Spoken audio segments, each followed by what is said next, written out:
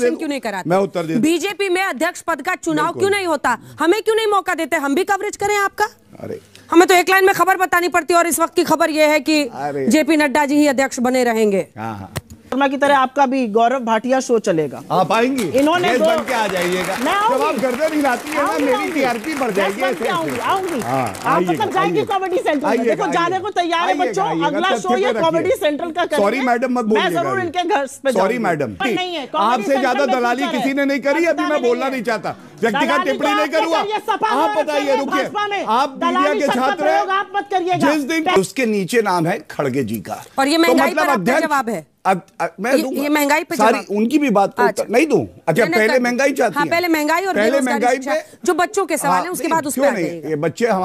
चलिए शुरू करते हैं। अब आपके पास कुछ बचा ही नहीं, हर जगह गांधी गांधी। इस बार तो कोई गांधी फाइट भी नहीं कर रहा है और सीधा आरोप ये लगता है कि आप लोग इलेक्शन नहीं सिलेक्शन करते हैं अध्यक्ष का। पार्टी बदल लिया साला। देखिए, all is not well, Congress is in the well. गड्ढे के अंदर घुसी हुई है, इनको पता नहीं चल रहा है और गजब की बात करती हैं। और मुझे इनके साहस पे बड़ा फक्र होता है। पूरा देश आज मजाक उड़ा रहा है कि अध्यक्ष तो कोई आए, रिमोट कंट्रोल तो गांधी परिवार के पास रहेगा, लेकिन ये यहां के कह रही है हमारे यहां इतना आंतरिक लोकतंत्र है, देखिए ये प्रपोजर है, ये डिस्पोजर है। अरे हम जो पूछ रहे हैं उसके बारे में बताइए। क्या ये सच नहीं है कि कुछ भी हो जाए, इन्होंने भी ठानी है कि एंटरटेनमेंट में कमी नहीं होगी। पोगो चैनल से ज्यादा एंटरटेनमेंट इनके यहां है। अरे कहना क्या चाहते हो? अशोक गहलोत जी सॉरी मैडम बोल रहे थे। ऐसा लग रहा है आप अंदर ही बैठे थे। नहीं, ये भी मैं लेके आया, मैं रुमाल लेके दौड़ा उनकी तरफ, लेकिन उससे पहले वो चरणों में लेट गए थे सोनिया गांधी के, इसलिए पहुंच नहीं पाया सुन के। कोई सेंस है इस बात की? क्या दिखाता है? ये दिखाता है जो गांधी परिवार का वर्चस्व था वो टूटा है और इनकी जो थोड़ी इज्जत थी वो भी आज रोड पे आ गई है। आप इलेक्शन क्यों नहीं कराते? ठीक है, मैं जवाब इस पर दूंगी। आप इलेक्शन क्यों नहीं कराते? मैं उत्तर देता। बीजेपी में अध्यक्ष पद का चुनाव क्यों नहीं होता? हमें क्यों नहीं मौका देते? हम भी कवरेज करें आपका। अरे हमें तो एक लाइन में खबर बतानी पड़ती है और इस वक्त की खबर यह है कि जेपी नड्डा जी ही अध्यक्ष बने रहेंगे। अंजना जी, सबसे पहले देखिए 24 साल जो है, 24 साल से इनका गांधी परिवार का ही व्यक्ति अध्यक्ष रहा। मैं आंकड़े लेके आया हूं, तथ्य लेके आया हूं। हमारे कितने अध्यक्ष बदले? 9 24 साल में। और इनके कौन अध्यक्ष रहे? सोनिया गांधी और राहुल गांधी। दूसरी बात आप हमसे पूछ रही हैं, आप बताइए जब से हमारी पार्टी बनी भारतीय जनता पार्टी, क्या एक परिवार से 2 सदस्य कभी अध्यक्ष रहे? हमने देश को 2 यशस्वी प्रधानमंत्री दिए, दोनों एक परिवार से थे। जवाब है नहीं। इसको क्या कहते हैं? इसको कहते हैं कि योग्यता आगे बढ़ेगी, ईमानदारी आगे बढ़ेगी। इनकी तरह ये नहीं कि वंशवाद आगे बढ़ेगा। जो भी हो जाए कहो पप्पू की जय। कौन है ये लोग? कहां से आते हैं? लाइन तक आते आते आपका ये शुरू हो जाता है। नहीं, एक सुनिए, अपनी लकीर लंबी कीजिए ना। किसी को इस तरह के निकनेम देने की क्या जरूरत है सर? कहाँ जाए? फिर उसके बाद वो शुरू हो जाएंगे, फिर आप लोग यही करते रहिएगा। अच्छा, फिर बताना पड़ेगा दर्शकों को कि बच्चों को टीवी मत दिखाइए, क्योंकि यहाँ पे अब शब्दों का इस्तेमाल होता है। शब्द नहीं है, पहली बात अब शब्द नहीं है। सुनिए, मुझे इनके साथ डिबेट करने में बड़ा मजा आता है। मुझे भी बड़ा मजा आता है। मैं बताती हूँ क्यों। कॉमेडी सेंट्रल की याद आ जाती है, जिस तरह से आवाज बनाने लगते हैं, एक्टिंग करने लगते हैं। इनका बड़ा उज्जवल भविष्य है। यहाँ से तो टिकट मिलेगा नहीं, इनको मैं 50 बार बोल चुकी हूँ। कॉमेडी सेंट्रल में जाएं, बड़ा उज्जवल भविष्य रहेगा। जाने को पता नहीं क्यों नहीं तैयार हो रहे हैं। वहां जाइए, उज्जवल भविष्य रहेगा। एक कपिल शर्मा की तरह आपका भी गौरव भाटिया शो चलेगा। आप आएंगी, इन्होंने बन के आ जाइएगा। जब आप गर्दन हिलाती है ना, मेरी टीआरपी बढ़ जाएगी। आऊंगी आप मतलब जाएंगी कॉमेडी सेंट्रल में। देखो जाने को तैयार है बच्चों, अगला शो ये कॉमेडी सेंट्रल का करेंगे। सॉरी मैडम मत बोलिए, मैं जरूर इनके घर पे सॉरी मैडम। हाँ, खेल कूद में बहुत परिवारवाद था, उसका सफाया कर रहे हैं हम। उसका सफाया किया है हमने। तब से बेचारा पूछ रहा है डैडी डैडी, क्या हमारा भी सफाया होने जा रहा है? डैडी डैडी डैडी डैडी कर रहा है। ये बोल रहा है भैया भैया, अरे भैया हमारा भी सफाया होगा क्या? परिवारवाद की बात। उसी में आपने देखा होगा बेचारे नीरज चोपड़ा को कैसे धक्का देके धीरे से स्टेज से हटाया गया कि मोदी जी ही स्टेज पर रहे। इनॉग्रेशन उनको करना था। मौका दो। झूठी बात तो बोल ही रहे हैं प्रधानमंत्री, इसका मैं खंडन कर रही हूँ। मुझे केवल ये याद आता है, डैडी डैडी डैडी मेरा नाम वैभव गहलोत है, मैं राजस्थान क्रिकेट एसोसिएशन का प्रेसिडेंट बना हुआ हूँ। डैडी आप हटेंगे कहीं, मैं हट तो नहीं जाऊंगा। ये वैभव गहलोत, अशोक गहलोत के बेटे। तो नहीं कहा ना प्रधानमंत्री की तरह झूठ बोला, हमने परिवारवाद का सफाया कर दिया। पूरा कर लेंगे। अंजना जी कोई खंबा है या कहीं कोई खंबा हो तो बताइए प्लीज, मतलब खिसियाई बिल्ली खंबा नोचने लगी। अरे प्लीज सर प्लीज, बहुत सा तरीका है भैया। आप 5 मिनट बोलिए, एक लाइन बोले कूदने लगी, अच्छा नहीं लगता। नाम क्या रखेंगे? दूसरा नाम क्या रखेंगे? कॉमेडी नाइट, चलिए कॉमेडी शो, क्या रखेंगे नाम? देखिए रायता, आप भी थोड़ा रायता बनाइए ना, हमें भी तो पता चले कि रायता कौन है, दही कौन है, बूंदी कौन है। आपके यहाँ तो बस एक व्यक्ति फैसला ले ले, सिलेक्शन हो गया। समझ में नहीं आया। पहले आया रायता, फिर आई बूंदी और अब आई दही। मैं आपका जवाब दूं। एक मिनट, अच्छा ठीक है, I think I have right to respond. ये दही की बात करेंगे। Daddy, will I be removed from the position of the president of Rajasthan Congress committee if you remove? Daddy की बात कर रहे हैं। इनके परम पूजनीय पिताजी के आका ही जाकर कह रहे हैं ना परिवारवाद का सफाया किया है, तो सवाल पूछना तो बनता है ना। आका जी कह रहे हैं। वैभव गहलोत, देखिए ऐसा है अंजना जी, मैं अभी तक मैंने प्रधानमंत्री के लिए या इनकी पार्टी के लिए अपशब्द नहीं बोले थे, लेकिन इन्होंने 2 बार मेरे नेता के लिए अपशब्द बोले।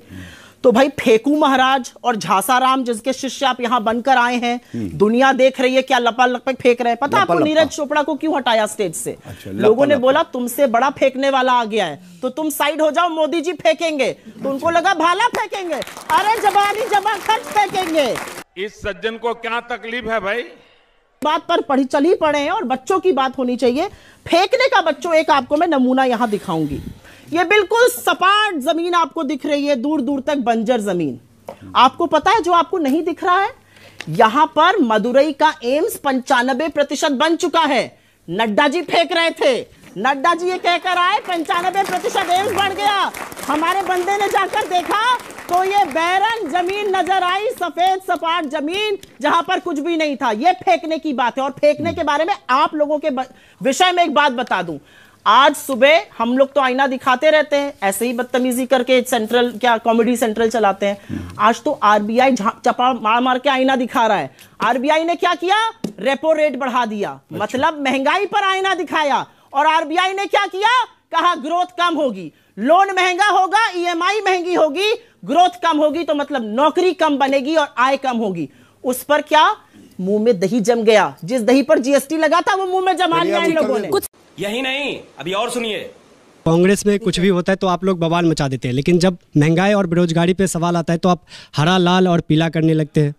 क्या हुआ हरा लाल पीला? जैसे कि हिंदू मुस्लिम। अच्छा अच्छा, ओहो वाह वाह वाह। तू समझा? हाँ। नहीं तू समझा नहीं। उसके नीचे नाम है खड़गे जी का। और ये महंगाई पर आपका जवाब है? मैं ये महंगाई पे सारी उनकी भी बात को अच्छा। नहीं दूं। अच्छा पहले महंगाई चाहती हाँ, है? पहले महंगाई और पहले महंगाई पे जो बच्चों के सवाल है उसके बाद उस पर ये बच्चे हमारे ही है ना। रुको जरा, सब्र करो। इनके समय में 10 साल सरकार रही, औसतन महंगाई इन्फ्लेशन रेट जो रहा वो डबल डिजिट में रहा, 10% तक पहुंच गया। हमारी 8.5 साल सरकार रही मोदी जी के नेतृत्व में, औसत महंगाई जो है वो 3.5 से 4% थी।